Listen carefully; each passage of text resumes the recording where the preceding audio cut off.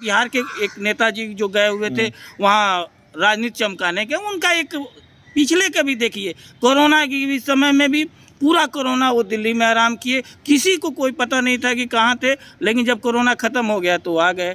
और सबसे ताज्जुब होता है कि वो अपने ट्विटर हैंडल से ट्वीट करते हैं, पोस्ट करते हैं कि जमुई का, तमिलनाडु में बता रहे हैं कि जमुई का मरा है वहाँ, और उनका ये लोकसभा क्षेत्र है, वहाँ जाते तो नहीं है, लेकिन यहाँ से इतना दूर जाकर तमिलनाडु में राज्यपाल महोदय से वो ज्ञापन देते हैं। और ज्ञापन जो दे रहे हैं, अब देखिए ये आप देखिए ये ज्ञापन में देखिए इनके साथ रहने वाले किस तरह से हंस रहे हैं, मतलब दिखा रहा है कि ये किस तरह से सीरियस है।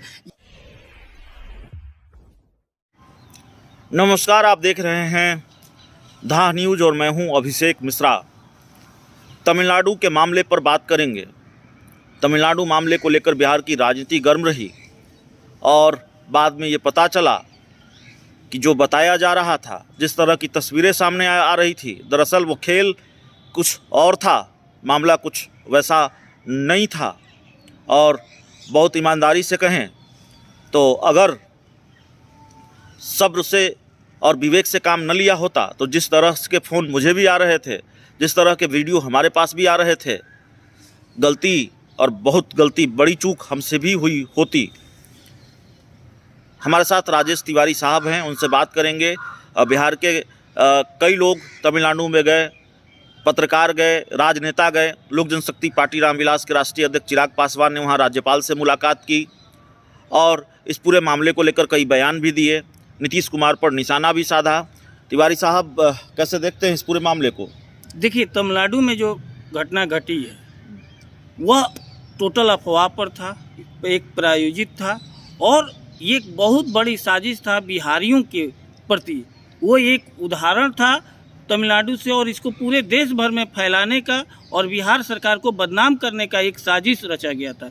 लेकिन बिहार सरकार ने जिस तरह से, माननीय मुख्यमंत्री ने जिस तरह से इसका पर्दाफाश किया और जिस तरह से तमिलनाडु सरकार ने सहयोग किया, इसके लिए तमिलनाडु सरकार को बहुत बहुत धन्यवाद, आभार है। बिहार विधानसभा में देखिए किस तरह से प्रतिपक्ष के नेता ने पूरा विधानसभा को बाधित करने का कोशिश किया, लेकिन फिर भी हमारी सरकार ने जिस तरह से इसको संयम के साथ और इसको पर्दाफाश किया है, ये पूरे इसमें भाजपा सरकार, पूरा भाजपा जो है इसमें संलिप्त है। और किस तरह से वहाँ के तमिलनाडु का जो है भाजपा प्रदेश अध्यक्ष पर FIR हुआ, कुछ मीडिया कर्मियों पर जो गोदी मीडिया से जुड़े हुए हैं उन्होंने इस तरह का चलाया, उस पर FIR हुआ। जहाँ तक बात है बिहार के एक नेताजी जो गए हुए थे वहाँ राजनीति चमकाने के, उनका एक पिछले का भी देखिए, कोरोना के समय में भी पूरा कोरोना वो दिल्ली में आराम किए, किसी को कोई पता नहीं था कि कहाँ थे, लेकिन जब कोरोना ख़त्म हो गया तो आ गए।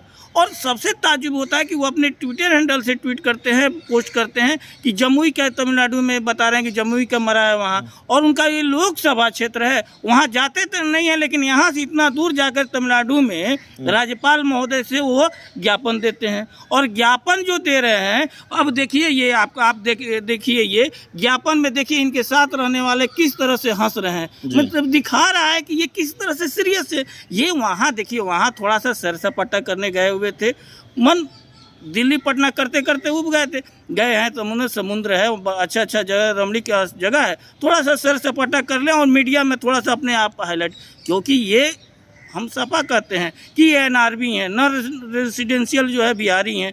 बिहार का और बिहारी का मतलब है नहीं। एक ऐसे ये नेता हैं जो कि बिहार का अपना भाषा जो होता है उनको तक भी मालूम नहीं है। तो ये इसी से इन लोगों को सीरियस होकर के और इशू को ये ज्ञापन देना चाहिए गृह मंत्री जी को, कि गृह मंत्री अमित शाह जी को देना चाहिए कि चूंकि 2 राज्यों का मामला था। पत्र भी लिखा था उन्होंने गृह मंत्री को।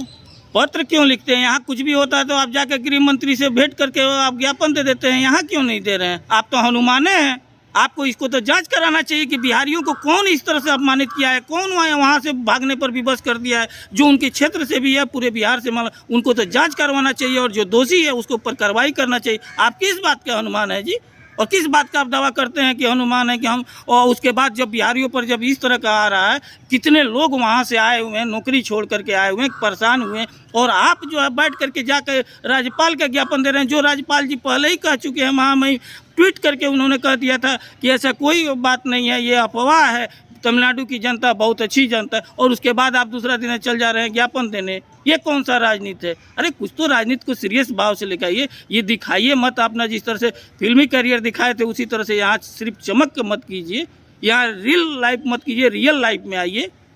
तो देखिए, चिराग पासवान को कुछ नसीहत मिली है जेडीयू की तरफ से।